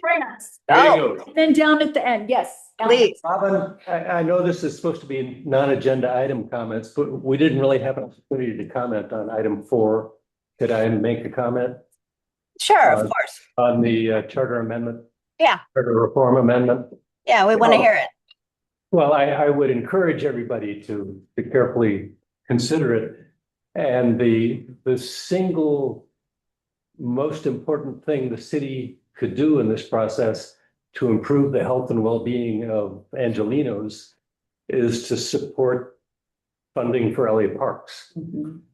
Most people think parks and recreation gets somewhere between maybe 3 and 5% of the budget. Obviously, public safety, fire and police and so forth get larger chunks. In truth, parks get 0.3% of the city's general fund. And that hasn't changed in 90 years. And the Trust for Public Lands, which is a national organization that rates cities, in May put out their annual ranking of the largest 100 cities in Los Angeles. I'm sorry. Let me straighten my tongue out. The 100 largest cities in the United States in terms of funding, accessibility, acreage, and other characteristics of parks. LA ranked 93rd out of the 100 and was below the 50th percentile in all but one characteristic, which was acreage. But 40% of the park acreage in Los Angeles is Griffith Park. And I don't think too many people in San Pedro spend a lot of time in Griffith Park because it's 25 miles away. There is an abundance of evidence that access to parks and open space is, one of the best investments that a community can make in the health and well-being of its residents and people who do business there. I know I've spent a lot of time at the old Bogdanovich Park with Frank here just a few years ago. Yeah, in the gym, and spent time at Peck Park and other parks, or even White Point. Even White Point. And these are great resources. We happen to be in a very fortunate part of the city of Los Angeles, given the amount of open space we have, largely because much of it's hilly and inaccessible and hard to develop. But there are vast areas of Los Angeles that are underparked. And the current proposal in doubling the allotment to parks would raise it from 1/3 of 1% to 2/3 of 1%, which is not a huge, robbery from the city's budget, but something that can benefit hundreds of thousands of people across Los Angeles, including us here. So if you want to do something that's good for Angelenos, I would urge you to address Council File 26-0489 with our agenda and tell them that you support investing in parks. Thank you. We had a hand down at the end. Yes, Stacy Courtcamp, San Pedro resident, public school educator, and UTLA member. I'd like to go on record in opposition to the Pola High School expansion. I can corroborate what Jen said about charter schools holding on to their students until norm day, collecting the funding for those students, and then releasing those students where they end up in public schools. And these are the students that are more expensive to service, students with IEPs and special education, students who are English language learners, and students who are discipline problems. This process has not been transparent. Pola needs to pull their plan and allow other people to have input on what will happen with this land. This is public land and it should be used to serve all of the public, not just a small amount of students who are about 1,000 students who attend Pola High School, many of whom are not even from the San Pedro area. And I think I saw another hand at the end of the table. Thank you. I 250. It's not to take too long because I know everybody's been here a long time, but my name is Elijah Shilon, and I'm also a San Pedro resident and a unified teacher. So I am here to talk about the courthouse project, which I know that a lot of people in the room, I saw at the meeting and spoke even in opposition to the project. So I know that that's kind of I'm preaching to the choir a little bit, but I also just wanted to just mention, you know, any when in the future, in terms of the expansion project as a whole, regardless of where it goes, I think that I do want to express concern as somebody, my wife teaches at San Pedro High School.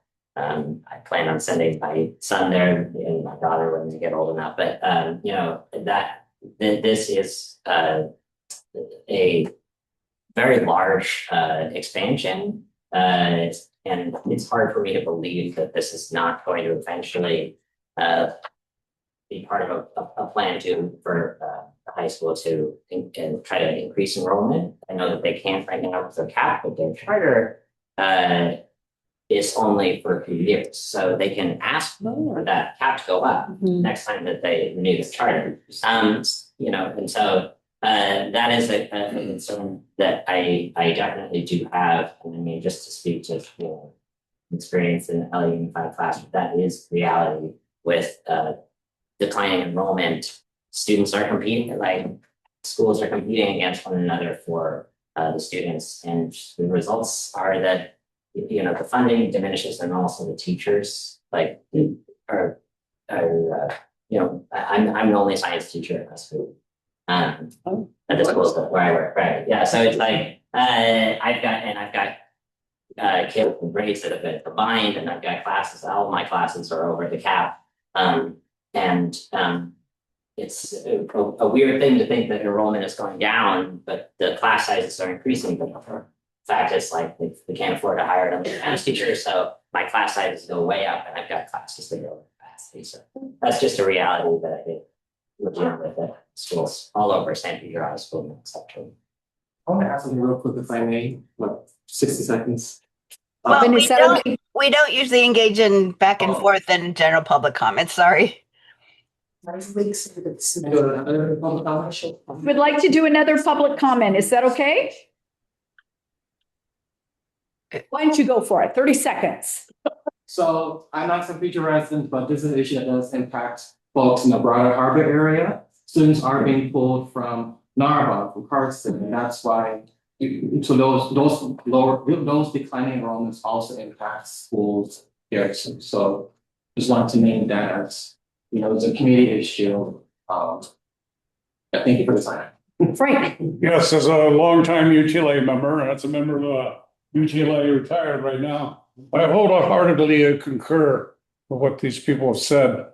UTLA as a union and other unions too have been fighting the encroachment of charter schools like co-location, that tend to ruin a school, and like the young lady down here said, they don't offer all those other services. Years ago, I went to Pola and so we took a nice tour, but when the questions I asked, how do you deal with behavior problems? We don't have any. You know why they don't have any? Because they gave them to San Pedro High just before testing, or for low students that don't do well in academics. They send them out too, and they couldn't deal with ESL non-English speakers. There's a whole panoply of problems that these schools have, not just Pola here. Pola's the most egregious cases. Thank you. Hey, Robin, I think that's it. Everybody's had their chance. Okay, Robin, you want to close us out? Okay, well, meeting adjourned at 8 o'clock. Thank you, everyone, for hanging in there. This is a great meeting. Thank you, everyone. Time well spent. Thank you. Time well spent.